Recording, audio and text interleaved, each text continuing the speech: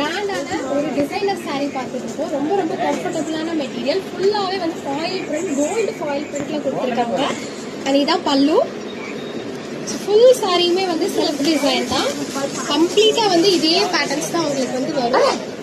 So like this நல்லா நீட்டா வந்து ப்ளீட்ஸ் எடுக்கையும் உங்களுக்கு வரும். ஸோ இதோட பிளவுஸ் எப்படி இருக்குன்னா இந்த மாதிரி சிக்கன்காரி பேட்டர்ன்ல வந்து சூப்பரா கொடுத்துருக்காங்க. பாருங்க இவ்வளவு கிராண்டா இருக்குது பாருங்க.